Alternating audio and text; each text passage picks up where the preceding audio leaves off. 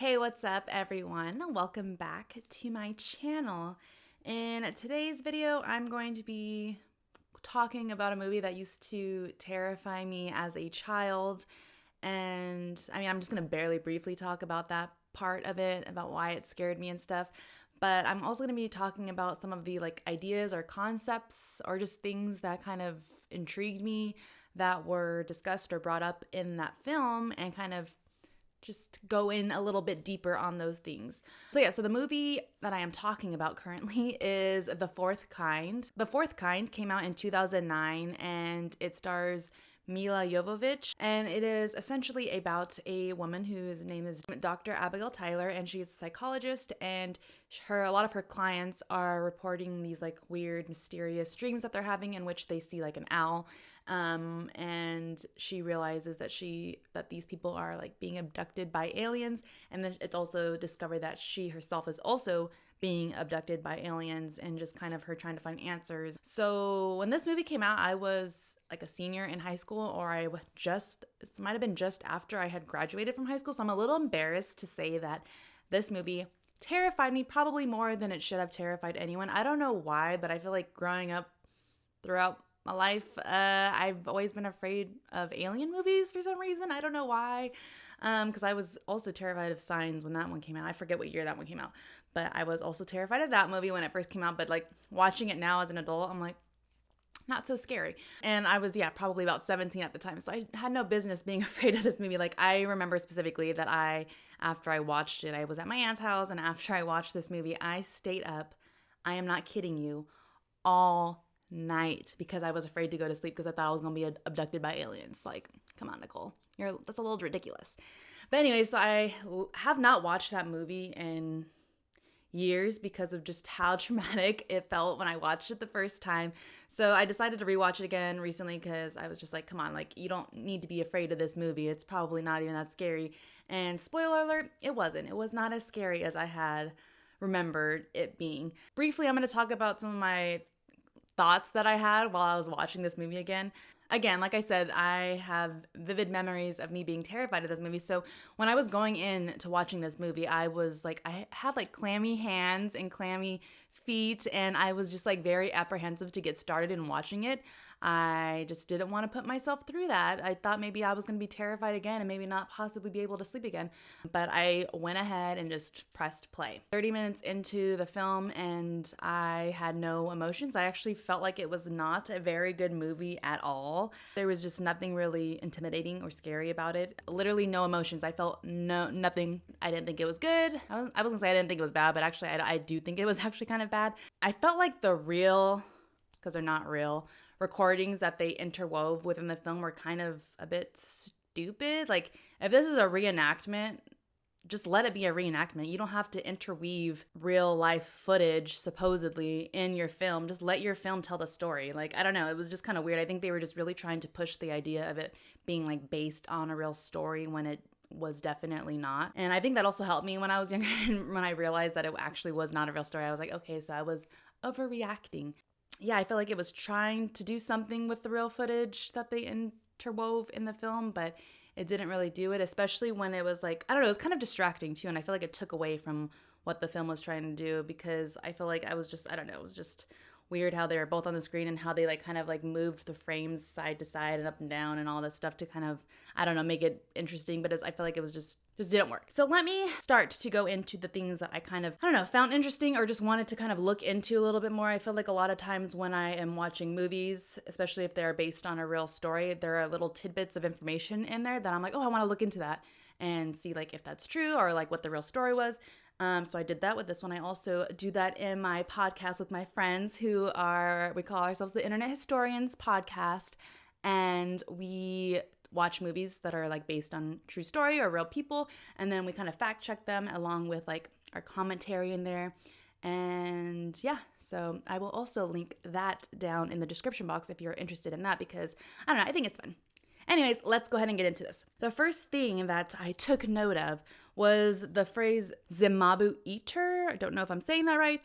But again, like I said, so in the film, we're getting these recordings, and I believe this is when after her daughter was abducted or whatever, and they start filming her and to put her under hypnosis, and she yells this phrase out, and then after that, it's like everything cuts, and they're all like abducted themselves. So in the film, I feel like it was never truly discovered what that phrase meant. Like I said, they just kind of put into like what they thought it was, or like the little words next to it when the alien was speaking it.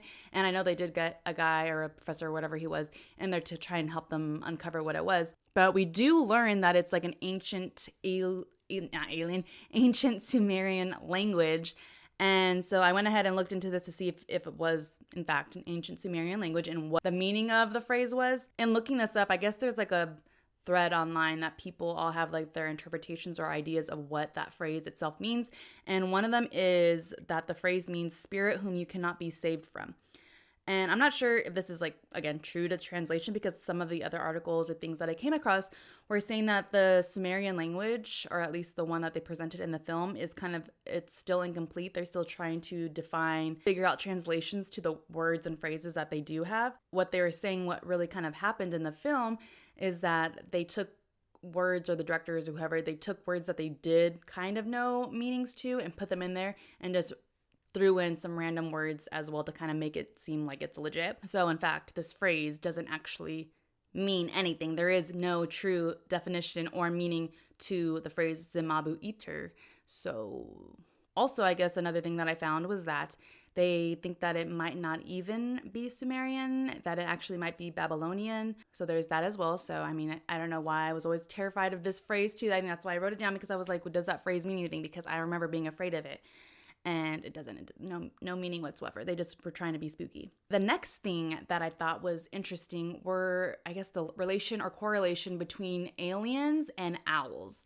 I have seen this in other films as well, or I've like seen people talk about like their UFO sightings or alien abduction stories, and they sometimes refer to seeing an owl right before these interactions happen. So like they'll see an owl and then they like black out and they can't remember anything that's happened after that, after they see the owl. They just remember seeing an owl. So I wanted to look into what this connection was, because I don't know, it's like interesting. I guess originally I thought the connection was the fact that maybe owls look similar to aliens in that like they have like the big eyes, and maybe that's why people are like, I don't know. That's just my first initial thought on like what the connection was. I discovered there's a book, and it's written by Mike Cleland, called The Messengers, Owls, Synchronicity, and the UFO Abductee.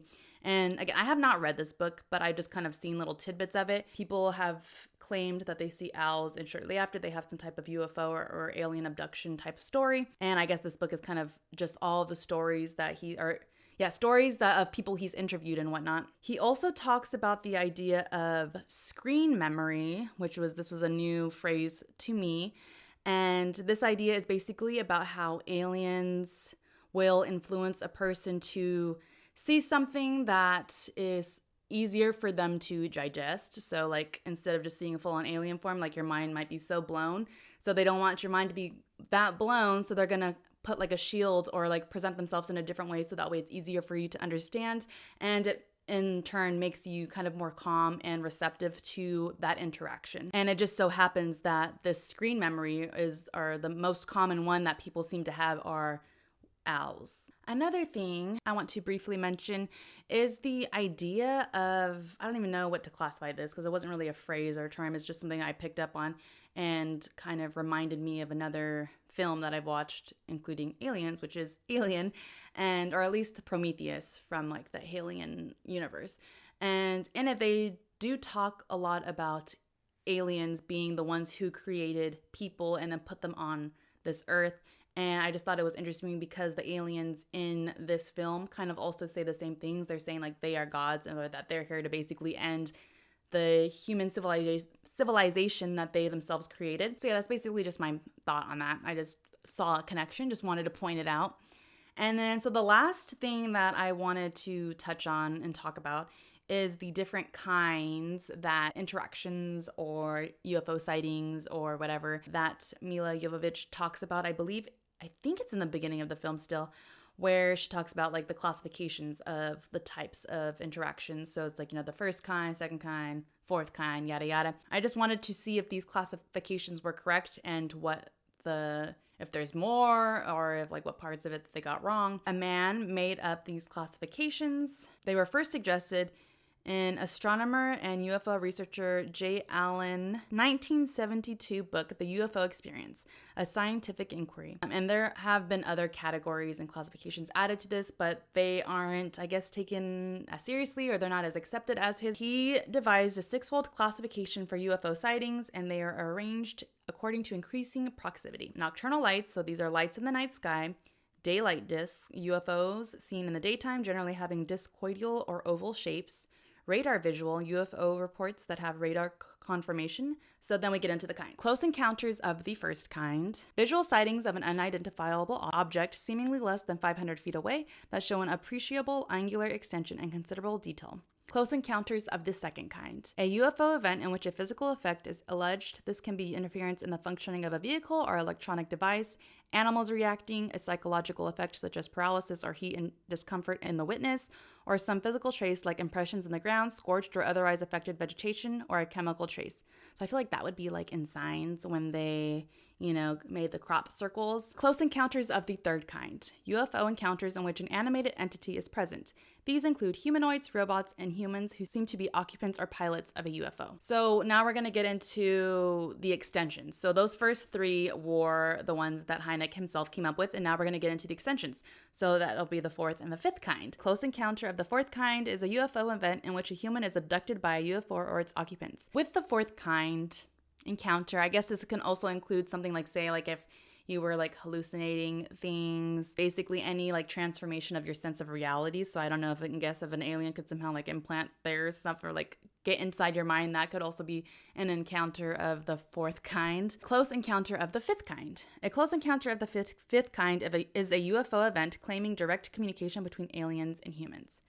So those were all the kinds and everything. It was interesting for me to see that the kinds, definitions, classifications were created by one guy, but that he only originally had the 3, and that the other ones were kind of just created, just through other people who I guess are also interested in UFOs and whatnot. Yeah, I didn't even know about all these classifications and whatnot, and I didn't even know how serious this type of topic was. I mean, I know people are interested in aliens and stuff, but I just guess it just never dawned on me that people like legitimately like go into the studying. I just always picture like in Signs how they wear those little like foil hats and stuff like that. So I don't know, but it was very interesting and informative. I actually am interested in reading the book that I mentioned earlier. I don't know, it just sounds interesting. I think even when I was reading like people talking about it, they were saying even if you don't necessarily believe in UFOs and aliens and all that stuff, it still is an interesting read just because, I don't know, it's just, I love hearing people's like stories of stuff like this because it's just so different from the reality in which I live. And I don't know, I like to seeing how different people live their lives and the things that they believe in. And it's just interesting to me how different people can be. Yeah, we all occupy like the same world, But yeah, that is it for this video. I was actually very excited to talk about it. I hope you guys learned a little something. Of anything you learned, that I am very silly for being afraid of the 4th kind originally when I watched it when I was like 17 years old. Okay, but don't hate on me, okay? I was just young and was afraid for some, I don't know. It was weird. I hope you enjoyed this video, and I will see you in the next one. Bye.